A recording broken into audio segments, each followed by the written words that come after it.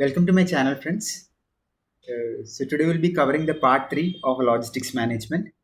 So today we'll be covering the changing logistics environment. So the main points that we will cover under that is the customer service explosion, time compression, globalization of industry, organizational integration, and we will also discuss customer service, dimensions of customer service, mm, time factor, dependability factor, communication, and convenience. So let's start off with the changing logistics environment.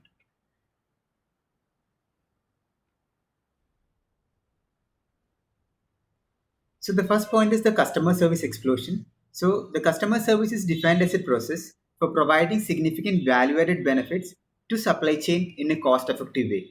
It involves on-time delivery and after-sale support. Companies giving high priority for their logistics performance can achieve recognition for service excellence and thus establish a different advantage over their competition. Some examples are companies like Xerox, BMW, and Dell Computers. Okay, so here it's explained like customer service. It's customer service is treated as a very important factor in the changing logistic environment. Like every company who is giving a high priority to its customer service is leading in the market. Okay, so it involves on-time delivery and after sales support. So customer service, it's an activity that has to be carried out throughout the sales process. The customers also expect that the company maintains a very good relationship with the customer after the sale is made. That is also called as after sale support. So that is a very important role in the changing logistics environment. Okay. So next point is the time compression. So time has become a vital important factor because of the following reasons. So product life cycles are shorter than ever. Industrial customers and distributors require just-in-time deliveries, and end users are more willing to accept a substitute product if their choice is not readily available. New product introduction to the market should be done in the minimum possible lead time. Okay. So the major points that being discussed here is like the product life cycles are shorter than ever. The market is so competent that if there is a high demand for a product, the company should ensure that the supply is equally met. So if the customers are not getting the product as per his demand, then definitely he will go for an alternate product because there are a lot of substitute products available in the market. Okay, and another vital important role that is being discussed here is like if you are planning to introduce a new product into the market, it has to be done in the minimum possible lead time. Okay, a very good example we can take is the example of Nokia mobile phones. Like as everybody knows, like the market was dominated by Nokia at a time. But when a new technology was launched, which is called as Android technology, Nokia failed to implement this technology into their organization. So at the same time, in the Samsung adopted this technology in a very aggressive mode, and they dominated the market. Nokia was seen not anywhere we were not able to see Nokia. So Samsung wiped out Nokia because they upgraded to the technology as per the market change. Okay, so that is a simple example. Next point is globalization of industry.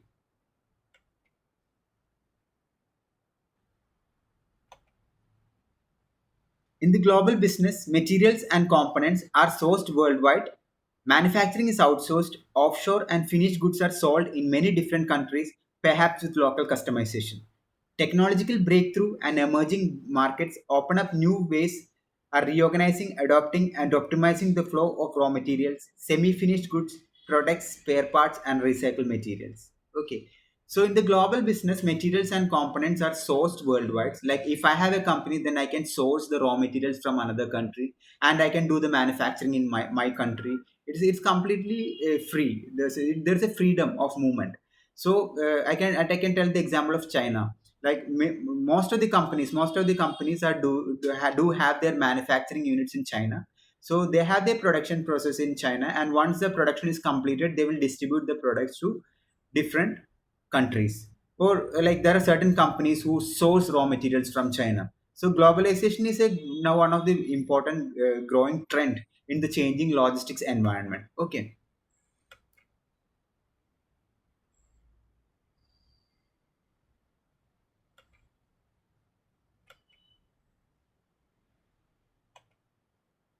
Now we will discuss what customer service is. Customer service and customer satisfaction do not mean one and the same.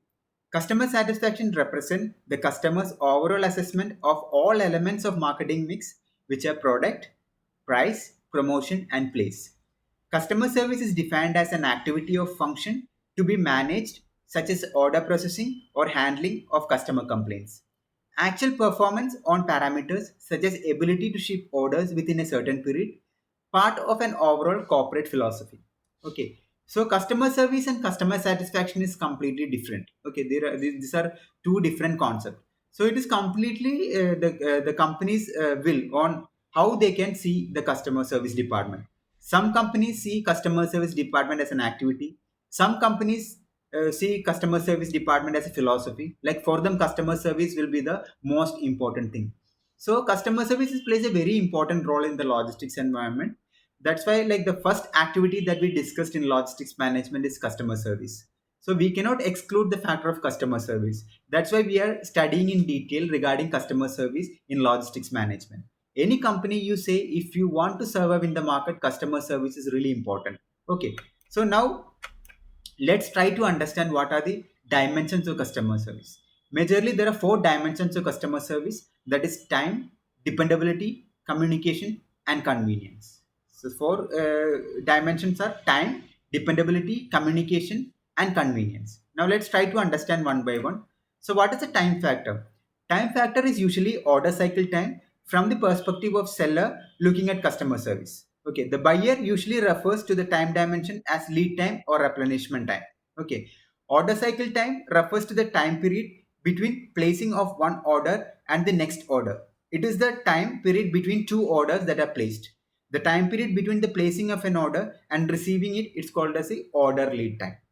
Okay, so the time plays a very important role in the entire supply chain. For example, for a company like the time, my lead time would be the time where the suppliers will supply the raw materials from his destination to the manufacturing process. But as a customer point of time, my lead time would be like what is the time taken from the placement of my order until the product reaches my hand. So that is called as the lead time. And next factor is dependability. So what do you mean by dependability? Dependability, some customers consider dependability as more important than lead time. Customers firm can minimize its inventory level if the lead time is fixed. This means that there is no need to keep safety stock to guard against stockouts resulting from fluctuating lead times. Okay, so if we see from a company's point of view, dependability is really important because the companies rely upon suppliers to supply the raw material so that they can smoothly run their production process. So there is a concept called as just-in-time concept that we will be discussing in inventory management. Just-in-time concept is nothing but providing the raw materials as on time so that the companies can complete the production process on time, and the companies don't want to keep lot of buffer stock, because keeping lot of inventory stock is a headache for the company. They will have to invest a lot of money, so that is a headache for the companies, so they rely on the concept called as just in time. Okay, so that is a company's perspective. So dependability, if you see from a consumer's point of view, it encompasses more than just lead time variability. It refers to delivering a customer order with regular consistent lead time in safe condition and in tune with the type and quality of item the customer ordered. So from a customer perspective, dependability is nothing but I have ordered a product. So what I expect is I am receiving the product on time without much delay. For example, I ordered a product from Amazon and the normal delivery period they have told is 2 days. So what I am expecting is I will get my product within 2 days. So if I am getting the product within 2 days, I am a satisfied customer.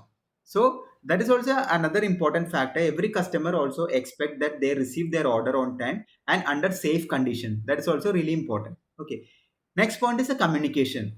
Two logistics activities vital to order filling are the communication of customer order information to the order filling area and the custom actual process of picking out of the inventory the items ordered. In the order information stage, the use of electronic data interchange. So the electronic data interchange plays a very important role in the complete supply chain. Okay, so if I talk about a customer perspective, if a customer is making an order, it's really important that the data is communicated in a very efficient way, because the person who takes the order need to ensure that he have recorded all the requirement of the customer, and he have recorded into the system in the accurate way, so that there are no mistake.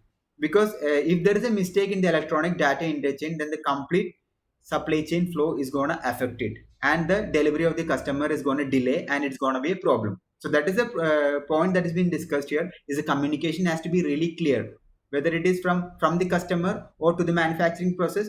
Everything has to be very clear. Okay, and the internet enabled communication can reduce errors in transferring order information from the order to warehouse receipt. So, with the help of advanced technologies, we can reduce the errors in different departments. For example, as I told you earlier, like in most of the warehouses, now they use warehouse management system, replacing the traditional methods that they were using. And with the help of these advanced tools, they can definitely reduce the number of errors that are occurring. Okay. So, however, communication must be a two-way process. The seller must be able to transmit vital logistics service information to the customer. In addition, many customers request information on logistic status of shipment. Example, shipment date, carrier route, etc. Okay. So in this scenario, the market is highly competent. So each and every companies are fighting within each other to gain the customer trust. So once I make an order, for example, I make an order from Amazon.com. So once I make an order, the entire process goes like this. Once I make an order, immediately I will get an email from the company mentioning that, sir, you have made an order for this product and your product will be shipped within 7 days. So that is a communication which I am getting from the company. That is a part of customer satisfaction. So I am satisfied. Yes, I have been taken care of. My order is being taken care of. So once your product is being dispatched from their company, you will get another mail telling that, sir, your product is being dispatched from our company. It will be reaching you within 4 days. So that is another communication which I am receiving. So it's a way where you are keeping a regular touch with customer, so that the customer is satisfied. And once after the delivery is complete, they will ask you for the feedback also. So that is a communication channel. And the next point is convenience. It means like logistic service level must be flexible. From the logistics operation standpoint, having one or few standard service level that applies to all customers would be ideal. But this is based on the assumption that all customer logistics requirements are homogeneous, of same kind, which may not be in reality. For example, customers may require different modes of transportation carriers and different delivery time. Logistics requirements differ with regard to packaging, the mode and carrier to routing and delivery times. So here we are explaining like the convenience or the flexibility. Like a logistics company will be operating with a set of standards. Like they will be having a set of standards in which they will be operating, like a set of transport operators or set of policies that will be operating. But in this highly competitive environment, we need to have flexible option to the customers, so that the customer conveniences are increased. Okay, it's nothing but like being user friendly to the customer, so that their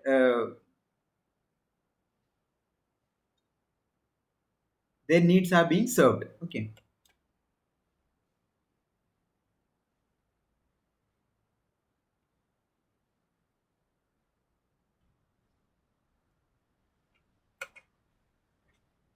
Hope you enjoy the video. So if you like the video, please hit the like button and please also subscribe to my channel. Thank you so much for your time.